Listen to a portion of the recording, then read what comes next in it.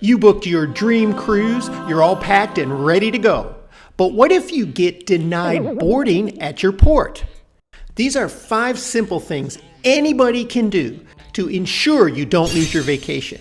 What happened to a couple of passengers who skipped number 4 will absolutely shock you. I'm Gary with Optimal Cruising, bringing you fresh cruise advice, money-saving hacks, and secret strategies the cruise lines don't advertise. Let's get started.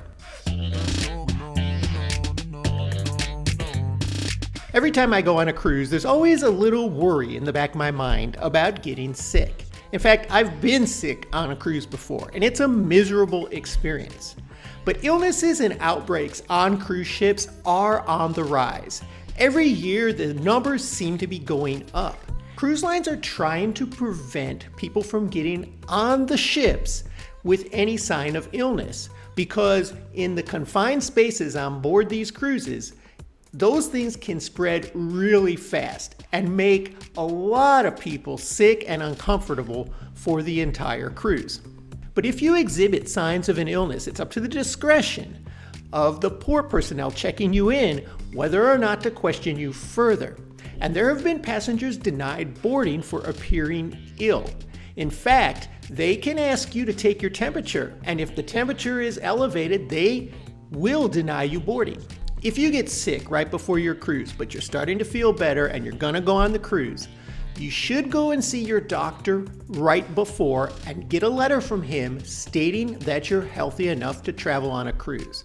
That will go a long way. If you start coughing or having any symptoms, which we often have for weeks or so after an illness, and you're questioned at the port, a letter from your doctor will almost certainly get you on board. And then there are a few things some passengers are tempted to do which get them denied boarding. When I first started cruising decades ago, it was pretty smooth and easy to get on a cruise ship.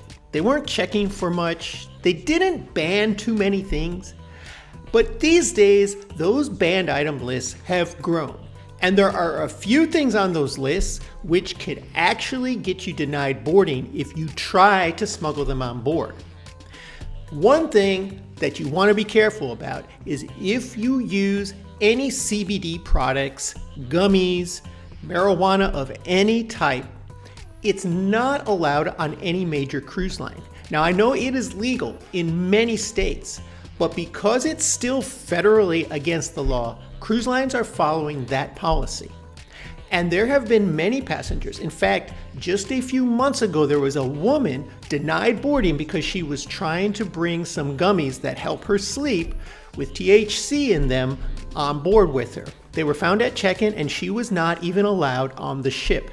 If they think you're really trying to be sneaky with drugs or marijuana, they're not letting you on the ship. The last item I want to mention is alcohol, because a lot of people try to sneak hard alcohol on board because it's typically not allowed. But usually cruise lines will just confiscate that, or they'll take it and say, give it back to you at the end of the cruise. But I have heard of a couple cases where passengers had been denied boarding because they were bringing excessive amounts of it or trying to hide it in really sinister ways. Pretty much anything else, they're just going to confiscate, like a Bluetooth speaker, for example. Carnival is confiscating these now, and they'll give it back to you at the end of the cruise. They won't deny you boarding for most household items. But those aren't the only things that port personnel are looking for when you try to board your ship. My wife was actually shocked when she first found out about this one. But there are actually cases of families being denied boarding for a couple of key reasons. One is if a woman tries to get on the ship who is more than 24 weeks pregnant or will be 24 weeks pregnant before the cruise ends, they're not going to let you on board. It's the policy of all major cruise lines. They don't want to take the risk at the later months of pregnancy that something might go wrong in the middle of the ocean. So if you are pregnant, and especially if you are showing Make sure you have a letter from your doctor stating how far along you are, because that's your ticket to get on board. If they think you are 24 weeks or more, they're going to want proof, or they will deny you boarding. And for similar reasons, cruise lines don't allow babies under 6 months on board or under 12 months for longer or transatlantic cruises. So check with your cruise line if you're on a more exotic cruise to see what their limitations are, because if you have really young kids or babies, they may or may not be allowed on certain cruises, and you don't want to book and show up and be turned away. And you wouldn't forget your travel documents, right? Wait till you hear this next story. A while ago, I moved to Florida because I love the ocean, and that's one of the reasons I really like cruising. And when you go on a cruise, you're leaving the country. You're going, in most cases, to foreign countries, and you're going to need certain travel documents.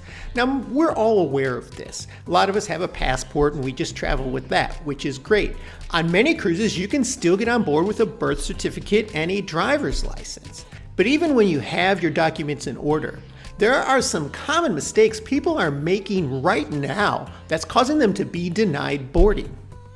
Earlier this year, a passenger was trying to board a Princess cruise to go to Alaska, and she was denied boarding because all she showed up with was her state-issued real ID. Now, this is the new form of ID that they're going to be requiring for all air travel. And she said that she was told by Princess that that was an acceptable travel document, but when she showed up, they wouldn't let her board. They wanted to see her passport, which she didn't have, or they wanted a birth certificate along with that ID. There was a couple in the beginning of the year that tried to board a cruise with a copy of their passport. They said they left their original at home because it was safer there. They didn't want to travel with it. You absolutely cannot do that. What do you think? And a few months ago, a teen who was part of a group being chaperoned on a Carnival cruise put his wallet and all of his IDs in his checked luggage and gave it to the porters. And when it became time for him to check in, he didn't have any of his travel documents. And they told him that they didn't have enough time to find his suitcase before the ship was going to leave. His parents had to end up driving back down to pick him up because he couldn't go with his group. You always have to have your travel documents on your person. They must be the original documents, and your best bet is to always travel with a passport. Even if it's not required, you're gonna be in some foreign ports of call. And if something happens to you there and you can't get back on the cruise ship for any reason, you're gonna be glad you had your passport and not just a birth certificate, because it's gonna be a lot more difficult for you to fly back home without that passport. And then this last item you will not believe still keeps happening almost every week. But first, if you've gotten some good tips so far, make sure you subscribe to our channel. Anytime I go on a cruise, I always get there early. And if I have to fly in, I fly in at least the day before, because I'm not taking any chances of missing my cruise. And this, unfortunately, doesn't resonate with a lot of people. People are still showing up too late to get on their cruise ship. When you see on your cruise itinerary that your ship is leaving port on embarkation day at 5 p.m., that doesn't mean you have until 5 to get there, or even 4 to get there. In fact, most cruises close embarkation 2 hours before the ship is scheduled to leave. In some cases, there might be a little leeway, but they're not going to let people board within an hour of that ship leaving. They have a lot of things they have to do once they get everybody on board before they can actually leave. There was a recent incident in Baltimore that illustrates this, where several passengers got to their port of call well before the ship was leaving, but they were beyond the embarkation window because they got stuck in some seriously bad traffic. They were not allowed to board, and they lost their cruise and their money. All passengers are given a time at which they're supposed to check in, and it's going to be several hours before the ship is scheduled to leave. Make sure you at least make that check-in time, or get there a little early. But try not to be late, because the closer you get to that cutoff, the more likely it is that they might deny you boarding. And if you can't fly in the day before, make sure you at least bought the travel insurance. So if something happens, your flight gets canceled, you can't make it, you can at least get reimbursed. So now that you're not going to miss your ship, there are a few things that passengers can do on embarkation day that make for a much more enjoyable cruise. I'll tell you all about those right here.